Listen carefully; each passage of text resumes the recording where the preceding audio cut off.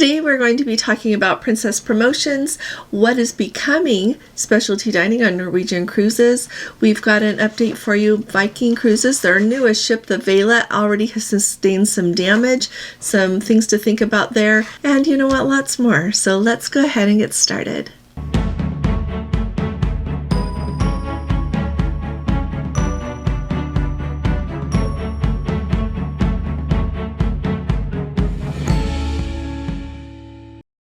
Hi there, this is Allison with Let's Go Travel Tips.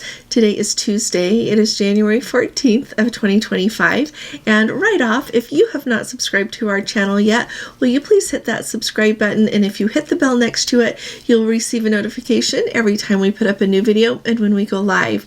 Also, if you appreciate my updates, would you please give this video a thumbs up? Thanks so much. Let's start at the top really quick with an update. Two really important things I think you all need to know about. I just want to let you know that Don Terris of Don's Family Vacations YouTube channels, he has put out an update today, and so we just are so hopeful with him, but want to remind everyone, keep him in our prayers. Also, we've got a Let's Go family member that really needs our prayers as well. Just keep each other in our prayers, okay? We'll go a lot further together than we will ever go apart, all right? Now, let's talk about what is going on with the Viking Vela. So if you listen to my videos about this, the Viking Vela is Viking's brand newest ocean ship. And so she sailed a couple of cruises there just on the Western Mediterranean, and then she started sailing cruises to go up and see the Northern Lights at this time of year. If you're not familiar with that region of the world, Norway, to go that far north to see the Northern Lights, for example, Princess Cruises runs that cruise one time a year, usually right at the end of September or the very beginning of October, and even then you can have an awful lot of weather. So the decision to go further north, clear up, when you do this, you go clear up to Alta, Norway. Look at that on your map. The best place we saw the Northern Lights was in Tromsø, but we saw them beautifully from the Lofoten Islands as well. But you go very far north in order to be able to do that. Well, as the Viking Vela was sailing along, they did encounter horrible weather, ended up in 100-mile-an-hour winds. We've got Let's Go family member whose sister is on that ship right now, and they sustained quite a bit of damage. They ended up having a lot of broken glass, including some of the balcony doors were broken. And so right now, I believe she is in Ålesund, Norway, getting some repairs done. And we'll see what they decide to do with that cruise. Otherwise, if they're able to carry on or if they're going to go back to the port, just what's going to go on. So it's a really good reminder. I am not calling into question at all Viking's decision to do these cruises. Not at all. Nothing about the captain. Just be aware that different times of the year and different places can have very different weather, and you never know what you're going to get, but sometimes the likelihood of inclement weather can be increased. And so it doesn't mean you shouldn't go, but it means that you should go in with your eyes wide open and choose maybe what would work the best for you. Okay? So just wanted to let you know about that. Like for me, it's going to work better for me to go on the earlier cruise earlier in the season because I don't get afraid in really high winds in that, but I don't prefer that either, right? So let me know in the comments if you have ever been on a ship when it has been really rough seas, where you were, and kind of what happened. We'd all like to hear about that from each other. Yesterday, I spoke with you, and this is super quick because I don't mean to keep, bringing it up, but yesterday I spoke with you about the importance of getting the Pilgrim card with the Jubilee app in Rome for 2025 if you want to go through the Holy Doors. I was talking with you about the line there at St. Peter's Basilica, how that worked, how much more quickly people with the Pilgrim card were getting through. So first of all, you need a Pilgrim card for each person. That's a good way to do it. Got an email from someone that you have to put in your passport information. They don't want to put in their passport information. So if you're someone that doesn't want to put in your passport information, you can get in the other line. You still get to go. So kind of look at it that way. You don't have to do it. You can go ahead and get in the longer line and you'll still get to go through those holy doors. So if you're uneasy about that, when I was thinking about all the places that have my passport number, I think that's probably why it didn't bother me to put it in the app when I was doing that. I know every cruise line I have ever sailed on has it. Every airline I have flown on has it.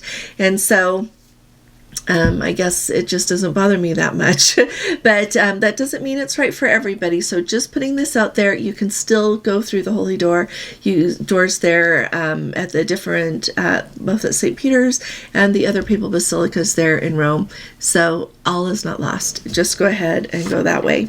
Now let's talk for just a minute about dining on Norwegian. So I appreciate the Let's Go family member who put this over on my Facebook group so that I would take a look at Norwegian's website. And sure enough, they really do have some dining that used to be included dining that is becoming specialty dining. So the main thing, two main things I think that we need to keep in mind about this. First of all, they were going to be going, the thing that they're looking at doing, the Asian restaurants like Silk, Chin Chin, Jasmine Garden, Lotus Garden, those used to be complimentary and they are now specialty dining restaurants. The charge is $50 per person to dine there, as well as their 20% gratuity that they add on top of that. And apparently that started this month. And so what I want you to know about that is don't take for granted. This is important for all of us no matter what cruise line we are going on. Don't take for granted where you ate before and how it is included this time. I will say I feel like this happened with Princess, as far as like your Gigi's and Alfredo's, that used to be included dining. You didn't have to pay to eat there. It was just another venue you could dine at. But then they made that shift and then started with this new thing they call casual dining, and suddenly that venue starts to cost money. If you've got a plus package, you can eat in a casual dining venue twice during your cruise. If you've got the premier package, you can eat there as many times as you want without a charge, but otherwise you're going to have to pay a charge. And Norwegian is making this move on some venues as well. So take a look and make sure that you're up to date before you go on your cruise. And even once you're on your cruise, like if something is a standalone separate place, I always ask if it's included or not. I don't on Princess because I know, but on other cruise ships I do because I'm not quite as familiar. And I just follow Princess closely enough that I know when they make any changes, but the others I don't. And so do your homework and make sure you know what to expect. Alrighty.